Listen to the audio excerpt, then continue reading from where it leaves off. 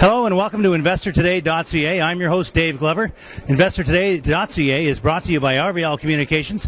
Today we are at the AGM for Otish Energy Inc. That's OEI on the venture.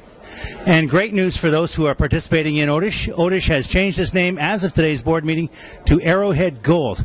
I am sitting here with Martin Zambrano. Martin, who is the chief geologist on site for Otish Energy, which is gold in Guyana. Martin, nice to meet you, first and foremost. But let's talk a little bit, if we can, about what Otish is.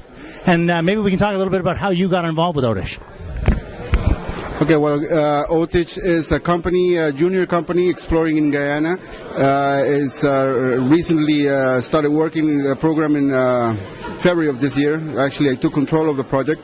I know Trevor Tyler. I basically was the one that brought me to do this work, and I'm just starting to do the work, trying to identify presence of a quartz system, a quartz sulfide system with bearing gold. I think we are in the good way right now. We didn't have any clue of the project before. It's a brand new project. We can call it a blind deposit, and we're trying to get as much samples as possible to prove that we have a good zone and drill it. And actually, that's what we're waiting for. Well, now I understand that Otish is located just about 4.5 to maybe 5 kilometers down from Peter's Mine, and Peter's Mine, which was a major production mine in the 19th century, the 1800s, if you will. And with our proximity to what they've discovered there, can you tell us a little bit about what is in the connectivity, if you will, between what happened previously at Peter's Mine and maybe what we can see going on at Otish?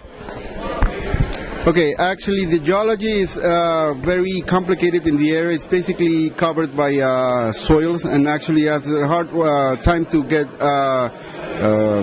outcrops to identified units. Regional geology concerning the area speaks about the presence of two big supergroups.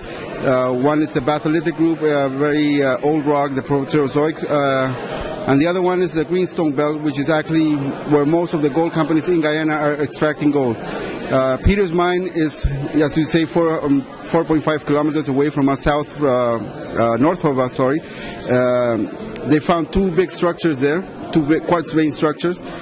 They worked it. I know they're not doing any work right now, but again, it's historical information that we got, and we believe that the area is in a deformation zone or a shear zone called the Puruni shear zone, which is actually is a good area to find quartz sulfides with gold in it. So that's what we're working for. Well, and I understand now this is late news. July 28th is today's meeting for those of you that are up to speed on what we've got going on here. But as of today, we saw some pretty incredible numbers in terms of what we've discovered down there. Some as high as, I believe, 500 grams per ton is pretty high. Is that? Yeah, we took 3 samples from an old pit worked in the project a couple of months ago. We took grab samples from the area, and they returned 56 ounces. The other one were 14 ounces, and another one from 23 ounces in the same area, which is called what we call right now A zone. Okay, so that's incredible for those folks that want to know what is happening with Otish. And you're the chief geologist. Now, this isn't the only property that Otish is, or rather Arrowhead Gold, which has just changed its name to. It's not the only property we're looking at, though, is it? Can we talk about those for a bit, the other properties? Yeah, well, the property manages 2 other properties, or 2 other areas in Guyana. One is the Govan property close to the Aurora, where right now, Guyana Goldfish has found a big mine over there, or is extending to be a big mine. We have a project over there. We have another one down southeast of the area where we're working now in Puruni, which is called Kaburi. I worked last year in an Australian company quite close to the area in the Kaburi, so I have the same feeling as I have right now in Puruni. I think this area is very there's very good potentiality to receive to have a big deposit in there. So I think that the board and the company is going to acquire a new ground south of Kaburi. So actually, we're going to try to have a belt build up, of properties around the conjunction between these granitic rocks and the greenstone belts.